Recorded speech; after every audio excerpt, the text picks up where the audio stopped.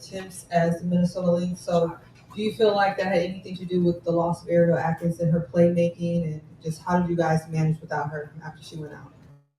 I think we just needed to defensively step up. I mean, we need to run them off the line. The 3-point line is what they do. They're a running gun team.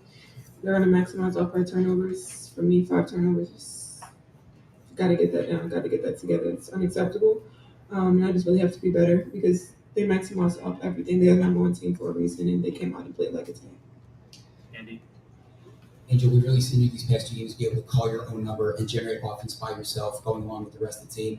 And at times it's looked really good over those last 2-game stretch, of course, not coming out on top tonight. But what can you say about how important that is for you to be able to not only generate offense for your teammates, but also for yourself? Yeah, I'm just trying to stay poised. Trying to give my teammates as much as I can. I know they need me, so I try to come up big for them as much as I can. I know if I drive, they'll collapse in and I can kick it out to my 3-point shooters, but I think tonight I needed to do a better job kicking it out and not turning the ball over. So I'm definitely going to beat myself up about this one because I turned the ball over way too many times again. Steven, front row to the right. Rachel, with you playing more point guard for the team the last couple of weeks. With Minnesota today, they did a lot more switching than the last couple of games that y'all played against them.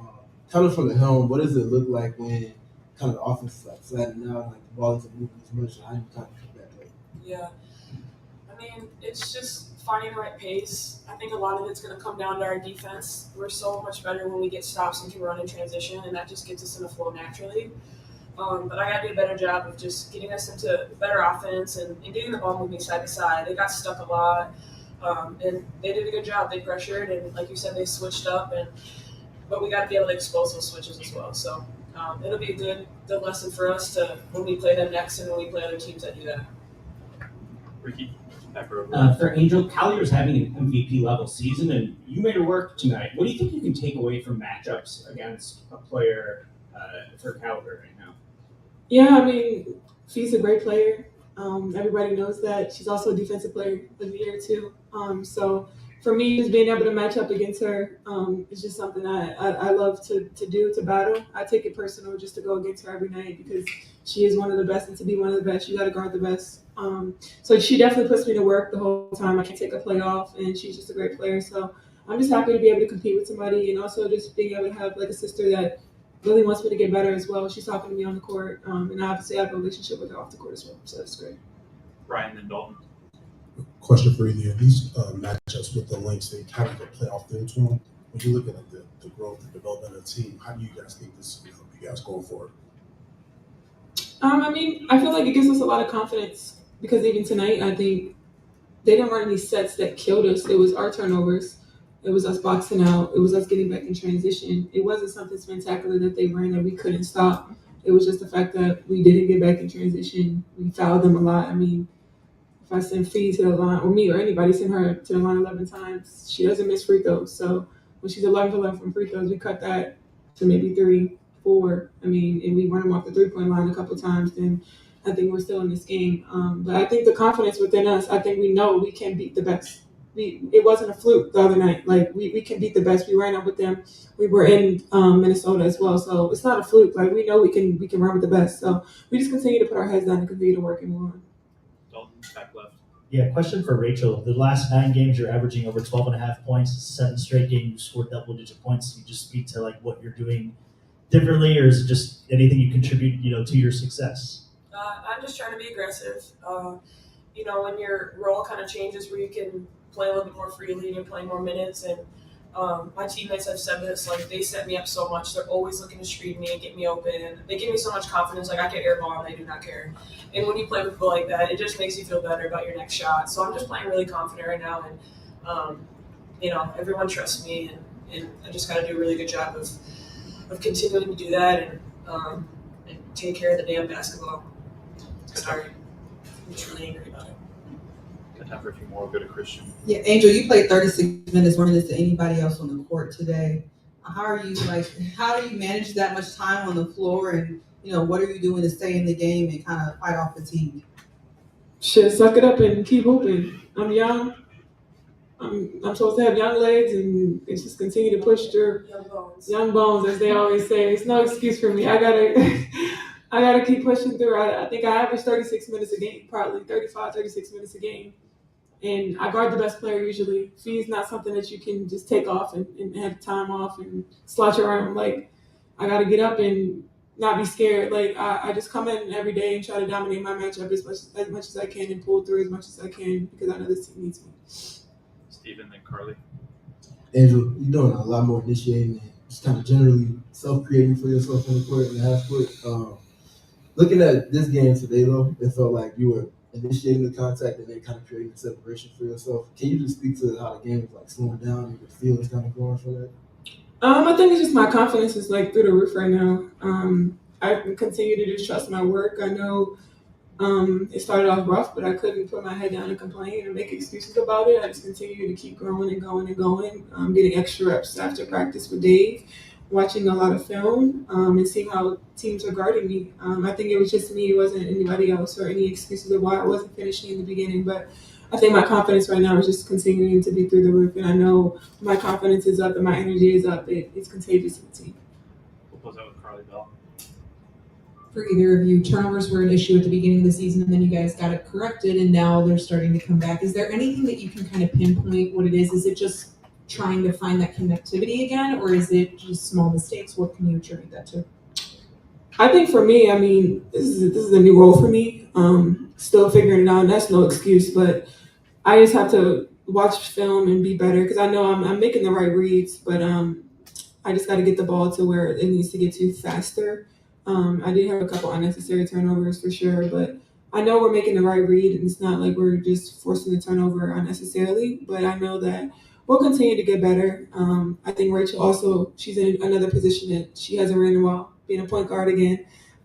She did it in Minnesota years ago, but just being able to get back into that. So it's a growing pain right now, but we're just going to figure it out. We're not going to make any excuses. We're not going to point the finger. I think we're just going to look ourselves in the mirror. We're going to figure it out. Thanks, everyone. Coach will be next. Thank you.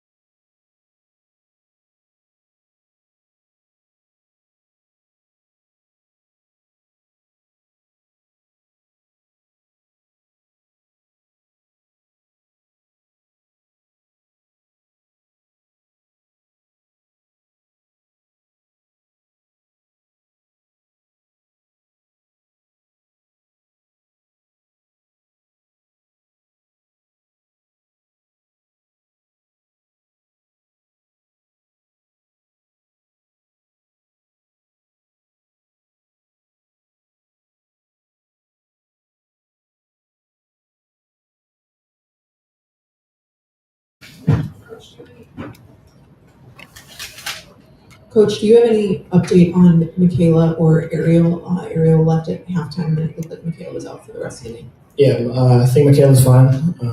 No concussion or anything. Ariel is still being analyzed. Coach, you've now seen Minnesota 3 times in the last 8 games, and just the caliber you guys have been playing over them. Is there, at this particular point in the season, knowing how good they've been and the fact that you guys been able to be in these games, with the exception of the second half today, what do you think are some of the benefits of facing them at this point in the season? I think that. I think that at this point we're getting everybody's best shot, and we want everybody to get our best shot, no matter who we're playing. I think that every game has been a test for us thus far, no matter what side we've come out of it on. So I don't know that there's anything specific to take from playing Minnesota specifically. They're obviously a championship caliber team. They're number 1 in the league in a lot of different categories. So, but I think that what we've seen, whether it's Minnesota or any other team, we've seen a ton of pressure, and I think that was the biggest adjustment that they made against us tonight. Is I think they probably felt like that we played a little bit harder and more physical with them the other night, and to me it was clear that was what their intent was coming into tonight. And so we didn't handle the pressure great today. Another 19 turnovers, which we can't have if we want to give ourselves opportunities to score. I thought the first half we managed it pretty well. That's with the exception of the last maybe 2 minutes in that second quarter. And then the second half, I thought that they just played a little bit harder than we did, and whether that was due to fatigue on our end or what have you, I'm not sure. But we didn't close out the game like we wanted to today. Go to Steven, then Nancy. Hey, Coach Marsh. In addition to the pressure, I think I noticed they were switching significantly more than they did in the previous matchups with them. I was curious, just from your perspective, offensively, what maybe were you expecting to see more from your team to kind of counter the switches and put them in a disadvantage? Yeah, I think their switching just made it difficult for us to get the ball inside a little bit and forced us to play on the perimeter a little bit more in a way that we weren't able to get the same looks of paint penetration as we were able to before. I just think they made it really tough for us in terms of being disruptive, and so that's what they did with their switching. The ball on our end didn't move as quickly as we wanted to take advantage of those opportunities. And then they did a decent job with us on the offensive glass, so our second chance opportunities weren't as plentiful as it was the other night. And so, again, they capitalized off of our turnovers. They were able to get out of transition off of them as well, and so we just got to do a better job of taking care of the ball. Nancy, then Mia. Tyler, this is, I think, the 8th game that you just had a double-double and shooting better than 50% from the floor. What specifically do you like about her game right now? And is this kind of what you envisioned when you had her switch roles a little bit coming in? Yeah, for sure. The versatility is definitely something that I saw coming into to the season and coming into the job. All the tape prior to that I watched on Angel, there's different ways that I felt like she could be effective. And so, in addition to rebounding and being in the low post, and I think she's shown that versatility as this year's gone on. I think that over the course of these last 8 games, it's been her aggression, it's been her willingness to, or it's been her ability to understand when she's got the lane as a scorer and when she can be a facilitator. And so then obviously what she brings on the defensive end as well. I know she didn't pull down any offensive rebounds tonight, but she had 10 defensive rebounds, and those are key too. And so I thought Minnesota made a conscious effort to keep her off the offensive glass today, and but she was able to find ways again to grab 10 defensive rebounds. I think that again, though, I think to answer your question directly, it's just been her aggression and being able to recognize her opportunities in different areas of the floor, whether it's in the low post, high post, or on the perimeter, and being able to feed off her teammates from that standpoint as well. Yeah, second row on your right. Coach, first quarter you guys went 4 from 8 from the 3. After that, at the end of the game, you went 7 for 15. So I'm wondering, was that the plan going into the game to shoot more threes? And then why do you think that production lessened as time went on? No, I wouldn't necessarily say it was part of the game plan. I think we still want to play inside out for the most part and take advantage of those opportunities when we've drawn defense and multiple defenders and been able to exploit the help with our shooters. But I thought a big part of it was we just weren't the ball just wasn't moving as quickly as we like to. They made us stagnant a little bit today, which kind of inhibited our ability to play with the pace and the space that we talked about pregame in game plan. And it was the area that I spoke about having being pleased with from the last time we played it. And so when the ball's not moving, when our bodies aren't moving, it's hard to generate open shots. So. Christian and Brian. Christian Winsider. Angel mentioned earlier that perimeter defense was an issue. That was something that was an issue earlier on in the season, and now we saw that in this game. And you mentioned fatigue. Do you think fatigue played a part in the perimeter defense being an issue? And if so, what is kind of the plan to manage with Courtney Vandersloot is out, Ariel may be out, may not be? How do you manage the fatigue and some players playing so many minutes? Yeah, I think that